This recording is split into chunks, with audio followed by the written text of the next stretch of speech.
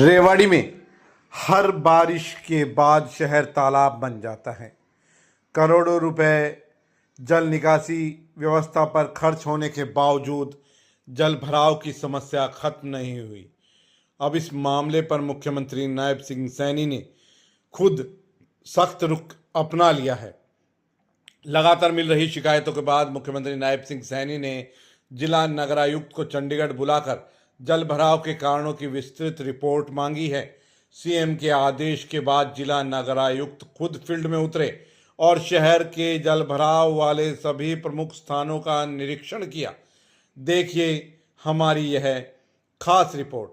रेवाड़ी में बारिश के बाद हर साल बनने वाले जल भराव के हालात अब सीधे मुख्यमंत्री कार्यालय तक पहुंच गए हैं। करोड़ों रुपए की योजनाओं के बावजूद शहर की सड़कें पानी में डूबने की शिकायतों पर मुख्यमंत्री नायब सिंह सैनी ने जिला नगरायुक्त ब्रह्मप्रकाश अहलावत को चंडीगढ़ बुलाकर पूरे मामले की जानकारी ली और जल भराव के कारणों पर विस्तृत रिपोर्ट मांगी है। मुख्यमंत्री के निर्देश मिलते ही जिला नगरायुक्त ब्रह्मप्रकाश खुद मैदान में उतरे हैं। उन्होंने शहर के उन सभी प्रमुख स्थानों का निरीक्षण किया जहां हर बारिश में जल भराव की समस्या सामने आती है। नस्याजी रोड और स्टॉर्म वाटर ड्रेनेज प्लांट का निरीक्षण करने के साथ ही डीएमसी शहर के रेलवे रोड पर भी पहुंचे और यहां दुकानदारों से बातचीत की।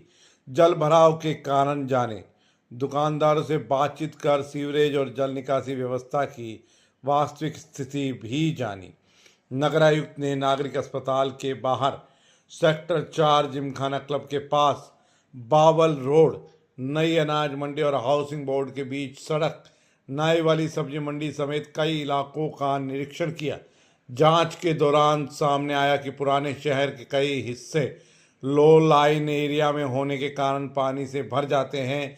वहीं कई स्थानों पर नगर परिषद और जन स्वास्थ्य विभाग की लापरवाही भी साफ तौर पर दिखाई दी। रेलवे रोड के व्यापारियों ने भी नगर आयुक्त के सामने सीवरेज की नियमित सफाई नहीं होने की शिकायत रखी। नगर आयुक्त ने कहा कि शहर के सभी संवेदनशील स्थानों का निरीक्षण कर जल भराव के कारणों और स्थायी समाधान पर विस्तृत रिपोर्ट तैयार की जा रही है। यदि किसी अधिकारी या कर्मचारी की लापरवाही सामने आती है तो उसके खिलाफ सख्त कार्रवाई की जाएगी। बार बार जल भराव की समस्या ने अब प्रशासन की कार्यप्रणाली पर भी सवाल खड़े कर दिए हैं। जिस व्यवस्था पर शहर को जल भराव से बचाने की जिम्मेदारी थी, वही व्यवस्था समय रहते सक्रिय नहीं हुई। नतीजा यह रहा कि मामला सीधे मुख्यमंत्री तक पहुंच गया और अब जिला नगरायुक्त को खुद फील्ड में उतरकर हालात का जायजा लेना पड़ा।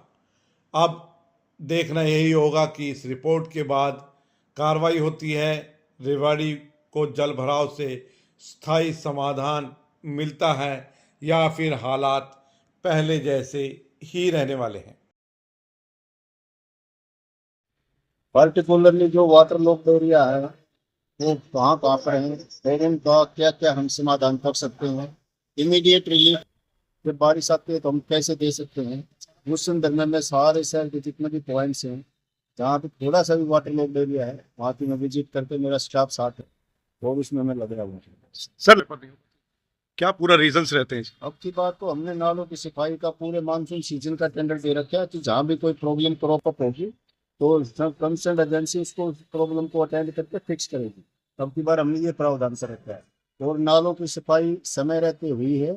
परंतु जैसे जो एक शहर की टोपोग्राफी देखेंगे आप, कहीं लो लाइन एरिया है, उस लो लाइन एरिया में तो पानी भरना निश्चित है, लेकिन प्रशासन का यही प्रयास रहता है कि लोगों को असुविधा ना हो और तुरंत प्रभाव से उस पानी की निकासी की जा सके। सीएम साहब खुद भी देख रहे हैं इस तरह के शहरों को, आपकी भी कोई बातचीत हुई होगी? सीएम साहब बिल्कुल इसको मॉनिटरिंग कर रहे हैं जबरदस्त तरीके से कि शहर में वाटर लॉगिंग की समस्या ना होनी चाहिए। और इसी पर्पज के लिए सभी अर्बन लोकल बॉडीज में जो डीएमसी और सीएमसी ने उन्हीं को ओवरऑल इंचार्ज बना रखा है, पब्लिक हेल्थ की जिम्मेदारी उन्हीं को दे रखी है। सीएम साहब बहुत ही संजीदा है कि किसी भी रूप में किसी भी तरह लोग इसमें बारिश में प्रभावित ना हो।